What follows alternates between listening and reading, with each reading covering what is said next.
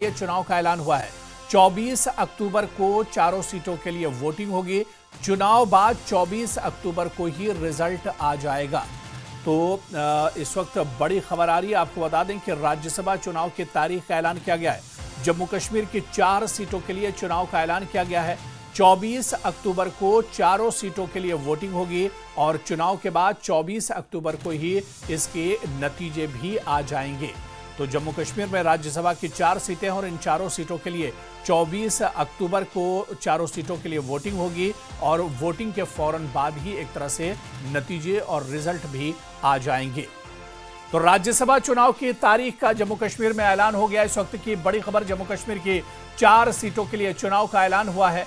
24 अक्टूबर को चारों सीटों के लिए वोटिंग होगी और चुनाव के बाद यानी ठीक 24 तारीख को जब ये प्रोसेस मुकम्मल हो जाएगा, वोटिंग मुकम्मल हो जाएगी, उसके बाद ही नतीजा एक तरह से आ जाएगा। सीधे जम्मू का रुख करेंगे। हमारे रिपोर्टर समीर भट्ट इस वक्त हमारे साथ जुड़े हुए हैं। समीर, बड़ी खबर इस वक्त जम्मू कश्मीर से जुड़ी हुई आ रही है कि राज्यसभा चुनाव की तारीखों का ऐलान कर दिया गया है। क्या कुछ मजीद जानकारी मिल पा रही है?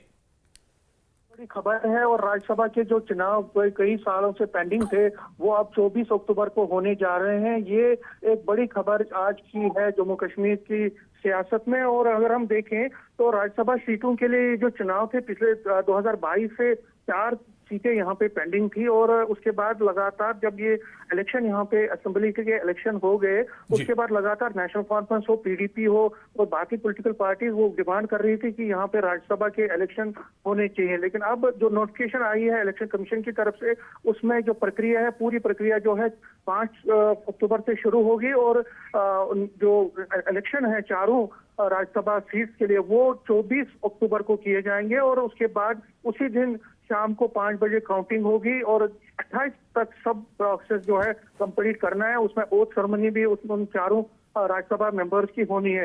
ये एक बड़ी खबर है जम्मू कश्मीर से, क्योंकि अगर हम देखें तो कुछ दिनों पहले से लगातार नेशनल कॉन्फ्रेंस और पीडीपी और लगातार खासकर नेशनल कॉन्फ्रेंस को लगातार चीफ मिनिस्टर उमर अब्दुल्ला और डॉक्टर फारूक अब्दुल्ला हमला बोल रहे थे नेशनल बीजेपी पर और ये कह रहे थे कि बीजेपी डेलिबरेटली राज्यसभा के इलेक्शन यहाँ पे नहीं करवाना चाहती है। और उसके बाद वो इलेक्शन कमीशन से भी उन्होंने एक रिक्वेस्ट की थी कि राज्यसभा के इलेक्शन यहाँ पे जल्दी से करवाएं, क्योंकि कई साल से यहाँ पे असेंबली मेंबर तो बन गए हैं लेकिन राज्यसभा से कोई नहीं था। और अभी आपने देखा जब वाइस प्रेसिडेंट के इलेक्शन हुए थे तो जम्मू कश्मीर से सिर्फ एक राज्यसभा मेंबर जो कि नॉमिनेटेड है गुलाम अली खट्टान है वही वोट दे पाए और 2 मेंबर जो हैं पार्लियामेंट के वो दे पाए।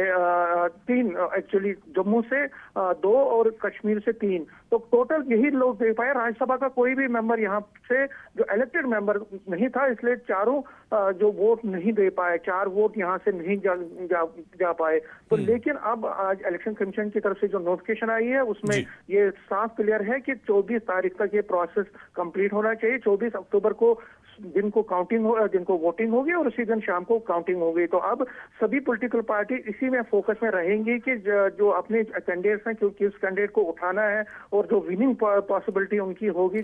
और समीर, इस बार ये चुनाव बड़े दिलचस्प जम्मू कश्मीर में होंगे, क्योंकि आप देखिए बीजेपी की सीटें भी काफी ज्यादा है और इसके अलावा एनसी के पास सीटें काफी ज्यादा है। तो ये काफी दिलचस्प चुनाव होंगे। इस पर आगे भी हम बात करेंगे। बहुत बहुत शुक्रिया समीर हमारे साथ जुड़ने के लिए, तमाम जानकारी साझा करने के लिए। तो साल 2021 से ही ये सीटें खाली हैं और अब 24 अक्टूबर को चारों सीटों के लिए वोटिंग होगी और उसी दिन यानी 24 अक्टूबर को ही इसके नतीजे भी आ जाएंगे।